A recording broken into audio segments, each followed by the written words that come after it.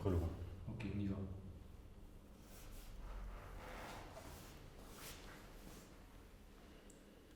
Stop.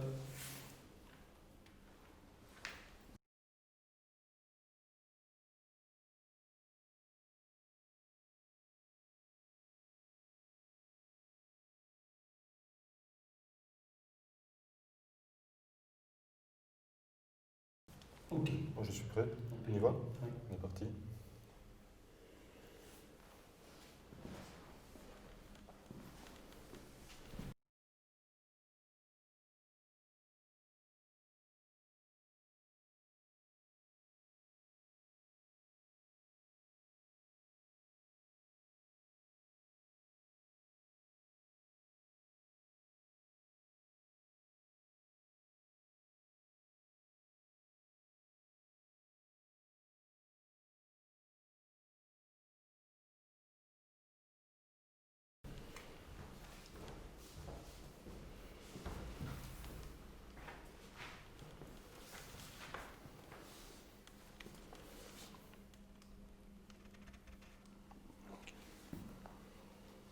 Nous allons maintenant procéder à la mise en place du collier cervical.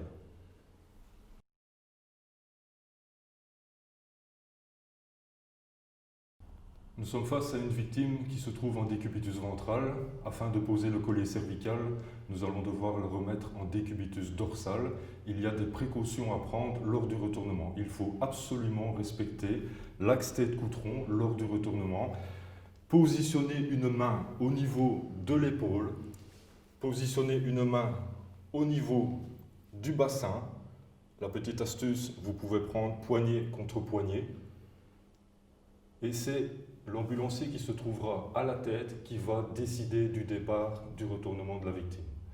Je devrais faire attention à retourner la victime en bloc de façon à ne pas occasionner des mouvements de torsion au niveau de la colonne vertébrale. Voilà, Laurent, je suis prêt.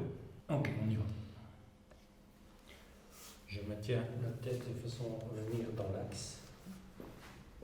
Stop. Je profite d'un moment pour réajuster l'axe tête-coutron. Moi, je suis prêt, c'est quand tu veux. On retourne. Ok.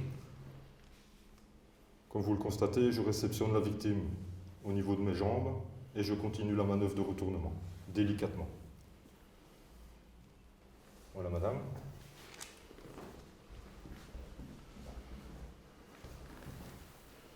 Je vais remettre votre bras le long du corps.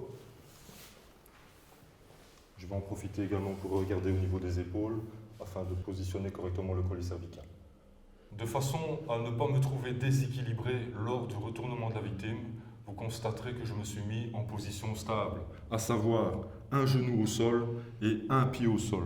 Si je me retrouve avec mes deux genoux au sol et que j'ai une victime un petit peu plus corpulente, je pourrais me retrouver déséquilibré lors du décollement de la victime, à savoir comme ceci. C'est à éviter. C'est pour ça que je me retrouve en position stable. J'ai beaucoup plus de force de façon à décoller la victime du sol et procéder au retournement.